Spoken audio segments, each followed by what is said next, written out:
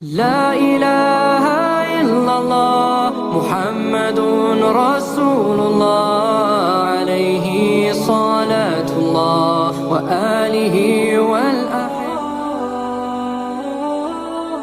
Assalamualaikum warahmatullahi wabarakatuh. Beliau adalah laki-laki yang hebat, memiliki nama besar dalam sejarah dunia, namun capaiannya tidak banyak dikisahkan. Tidak seperti Abu Bakar dan Umar bin Al-Khattab radhiyallahu anhum.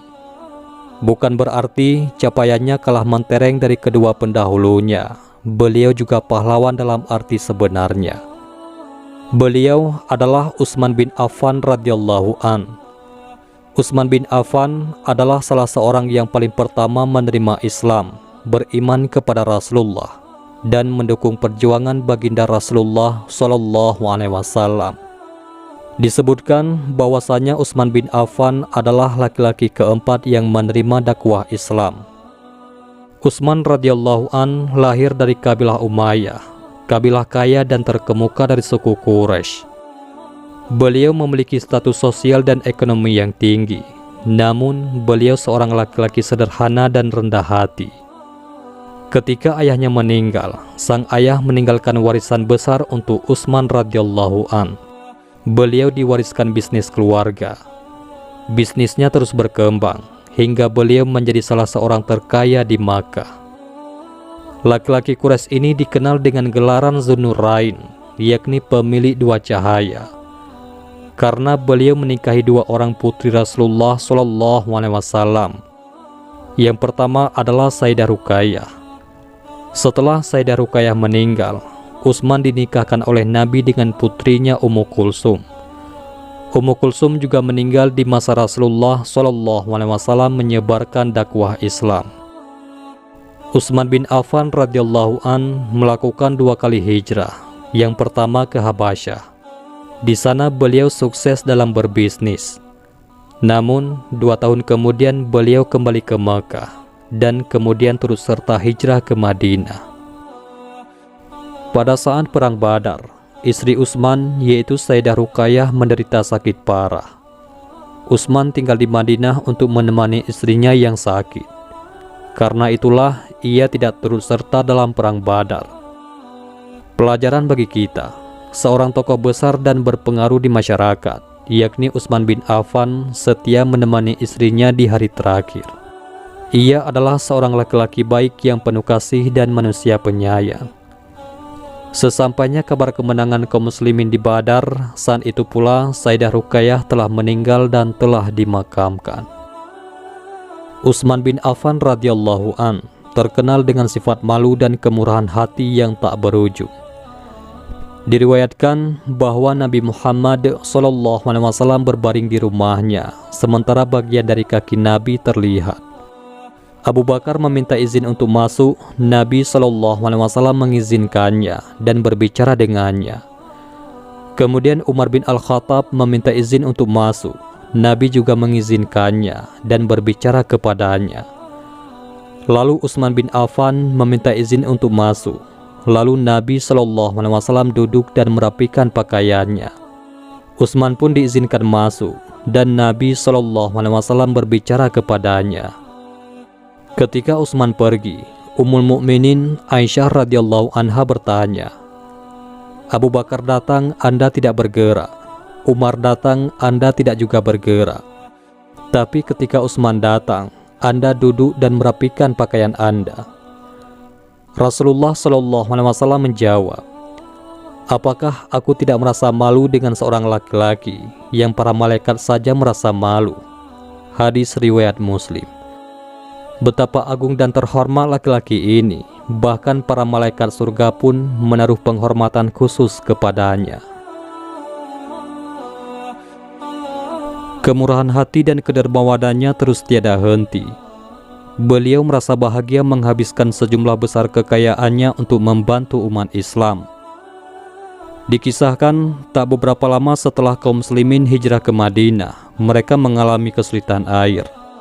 Dan mereka sangat membutuhkan sumber air minum. Sementara itu, hanya ada satu sumur di sekitar mereka. Sumur itu dimiliki oleh seorang pria Yahudi. Si Yahudi kemudian menjual air kepada kaum muslimin dengan harga yang begitu tinggi. Kondisi hidup pun kian sulit. Nabi Muhammad SAW memotivasi para sahabatnya. Siapa yang dapat membeli sumur milik si Yahudi, yaitu sumur rumah, kemudian mendermakannya untuk kaum muslimin, imbalannya adalah sebuah rumah di surga. Utsman bin Affan radhiyallahu an yang pertama maju.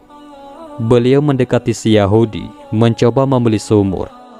Awalnya, Yahudi itu menolak tawaran Utsman radhiyallahu an.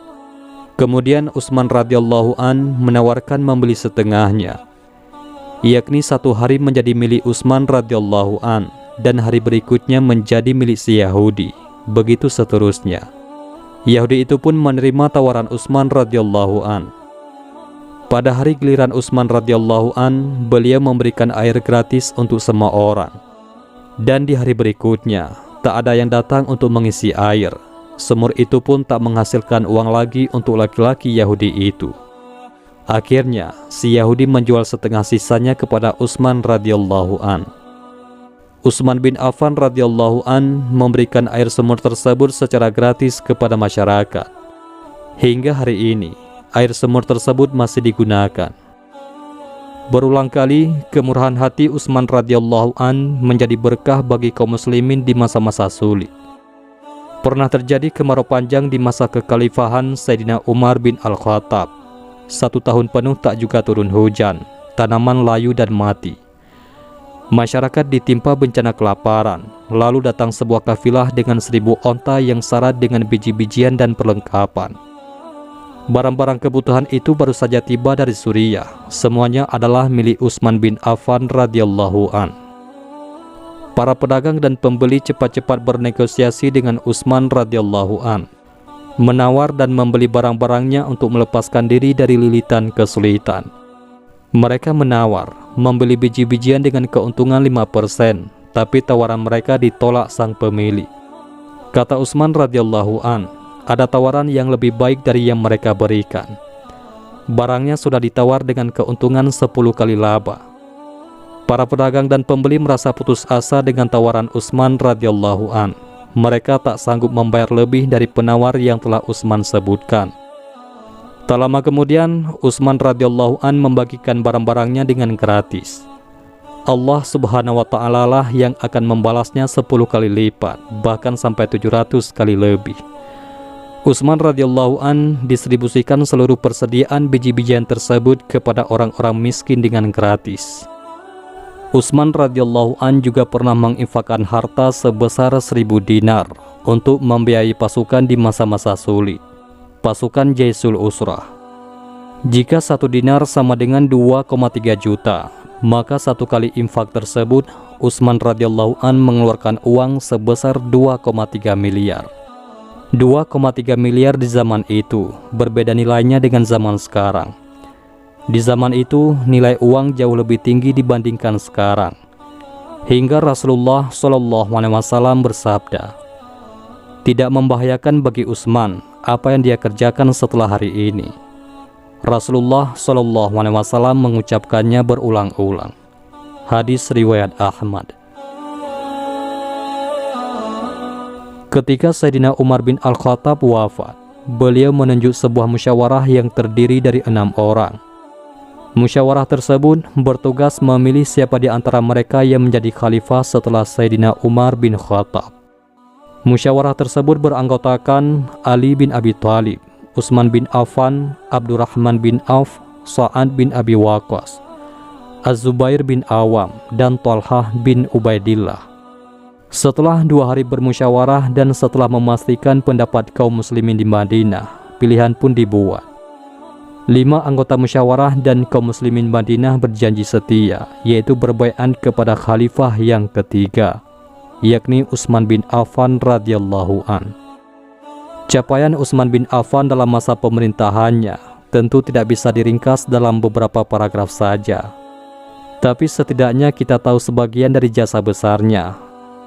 Di masanya, Islam tersebar ke barat hingga wilayah Maroko, ke timur hingga ke Afghanistan, dan ke utara hingga sampai Armenia dan Azerbaijan. Beliau menerapkan kebijakan yang lebih longgar, tidak seketat di zaman pendahulunya, yaitu zaman Sayyidina Umar bin Al-Khattab. Selama paruh pertama pemerintahannya, dunia Islam menikmati perdamaian internal, ketenangan, dan kemakmuran ekonomi. Kontribusi paling menonjol di masa kekhalifahan Utsman radhiyallahu an adalah penyeragaman bacaan Al-Quran. Karena populasi muslim tersebar di wilayah yang luas, banyak orang dari budaya lain di negeri nan jauh yang masuk Islam. Kebutuhan untuk menyeragamkan bacaan Al-Quran pun harus ditegakkan. Adapun prestasi besar lainnya adalah Utsman radhiyallahu an membuat angkatan laut muslim pertama. Ekspedisi militer muslim di laut berlayar untuk pertama kalinya di bawah kekhalifahan Utsman bin Affan radhiyallahu an.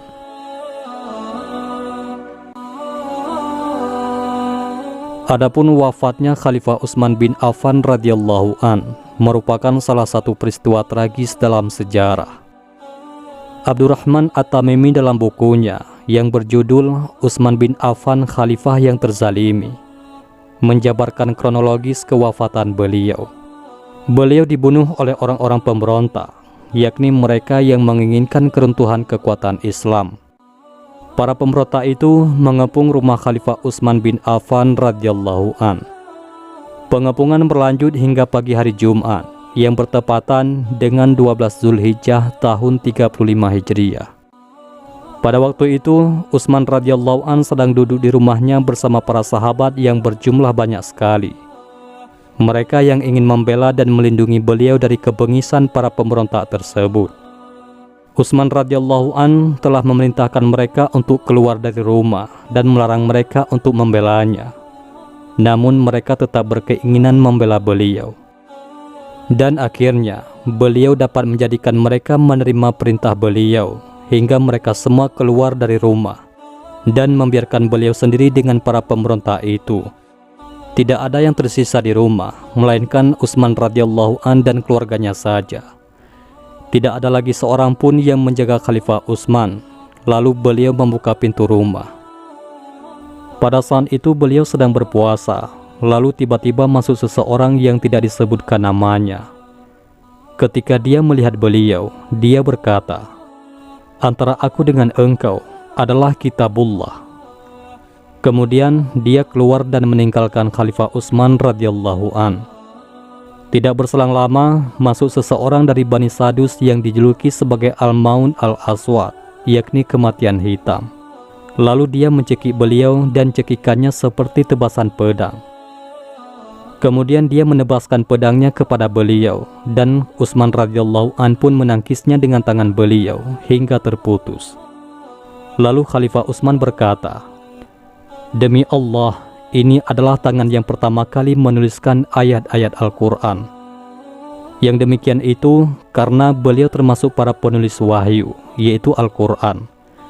Dan beliau termasuk orang pertama yang menulis mushaf dengan didikte langsung oleh Rasulullah SAW. Beliau terbunuh dan mushaf berada di depan beliau. Darah mengalir dari potongan tangan beliau hingga mengenai mushaf yang berada di depan beliau yang sedang beliau baca. Ketika dia telah membunuh Khalifah Utsman bin Affan radhiyallahu an, maka dia mengangkat atau membentangkan tangannya di dalam rumah seraya berkata, "Akulah pembunuh Naksal." Naksal adalah julukan yang diberikan pemberontak kepada Khalifah Utsman radhiyallahu an karena beliau mirip dengan seorang dari Mesir yang bernama Naksal. Wallahu a'lam bissawab. Ruh beliau yang suci itu pun naik ke haribaan Allah Subhanahu wa Ta'ala dengan penuh keridaan dan mengadukan kezaliman para pelakunya. Semoga keridaan Allah bagi Khalifah Utsman, dan semoga Allah memasukkannya ke dalam surganya yang luas bersama Nabi Muhammad SAW beserta para sahabat. Demikianlah kisah Utsman bin Affan radhiyallahu an, seorang pahlawan tanpa tanda jasa.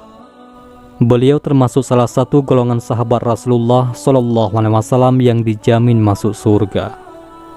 Mudah-mudahan ini semua bermanfaat. Assalamualaikum warahmatullahi wabarakatuh.